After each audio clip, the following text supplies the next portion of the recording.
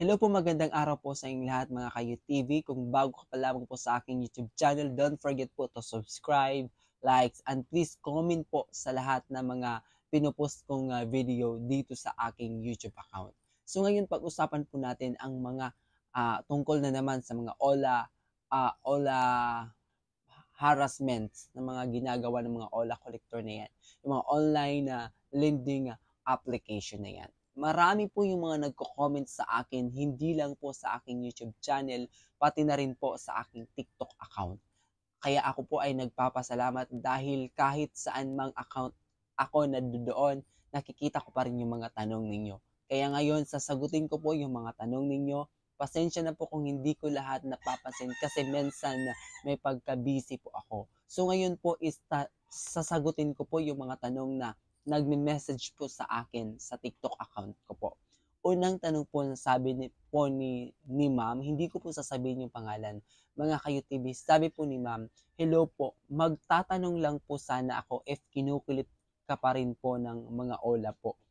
Ako po, hindi na po ako kinukulit since nag-change ako ng SIM card ko. Hindi na po nila ako kinukulit at hindi na po ako kinulit nila. Yun po. At ito po, hello po, pwede magtanong, sana mapansin niyo po ako. Opo, ano po yung tanong po ninyo?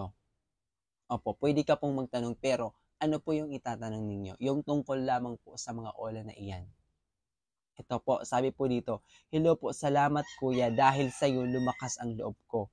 Pinanood ko vlog mo about sa haras ng mga lending apps. Maraming salamat mga ka-Youth TV dahil nakikita nyo po kung paano ko ginawa, kung paano ko pinatunayan sa inyo na tama ang lahat ng ginawa ko tungkol sa mga OLA na yan.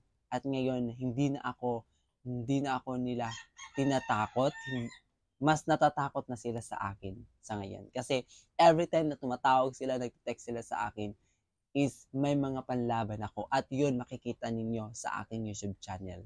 Yes. Tingnan niyo lamang po ninyo ang aking YouTube account. At ito po, hello po, paano yung mag-file daw sila ng small claims at may sub po na po, stress na po ako sa haras nila. Wow, pera up po at hindi ko na nabayaran, natatakot po ako. Hindi po nila gagawin yan.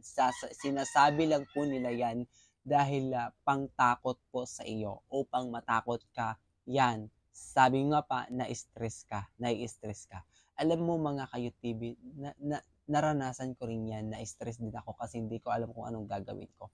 Yung ginawa ko lang, nung una is hinayaan ko lang na magtawag, mag-text sila ng mga ganyan, ng mga pangharas sa buhay ko pero hindi ko sila pinapansin.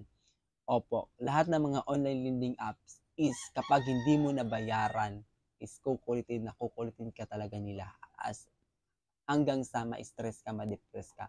Pero kung ako sa inyo, huwag kayong magpadala sa kanila dahil sinasabi lang nila yan, hindi nila ginagawa yan. Dahil takot sila sa masuri ng mga ibang agencies like PNP, mga ganun. Takot sila. Baka mapasira yung company nila.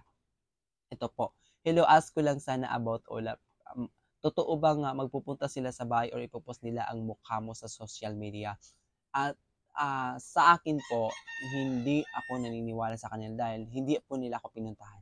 Sinabihan lang nila ako na pupuntahan daw po nila ako sa lugar na kung saan ako nakatira. Pero hinintay ko, hindi sila dumating at ipopost daw din po ako nila sa social media, any accounts. Hindi po nila ako na-post. At hinintay ko rin din, oo, natakot ako baka i-post nila ako at puntahan nila ako. Pero hindi naman ako nila pinost at pinuntahan na. Yun nga, wag lang tayo makampante. Pero ang sa akin is hindi po sila pumupunta sa bahay ninyo at hindi po nila ako pinost.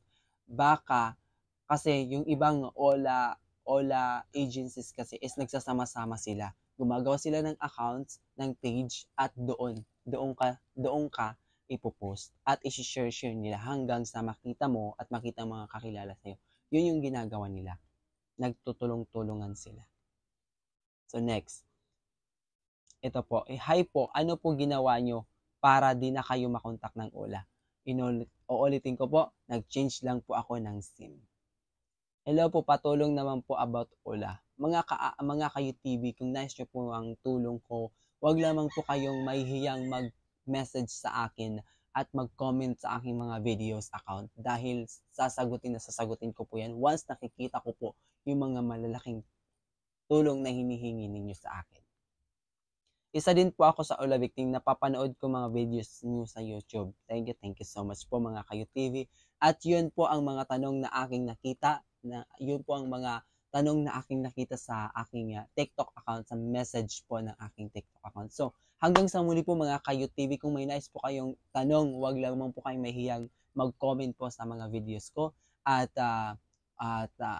panoorin niyo po yung ibang videos, yung ibang in-upload ko tungkol sa mga Ula Victim. So hanggang dito na lamang po. Nagpapasalamat po sa UTV dahil hindi niyo po ako iniiwan. Sinusuportahan niyo po ako palagi. Maraming salamat po sa inyo lahat mga ka-UTV. At uulitin ko po, kung bago ka pa lamang sa aking YouTube channel, don't forget to subscribe, like, and please comment down below para updated ka sa lahat ng mga pinupost kong video. Maraming salamat at mabuhay. Bye!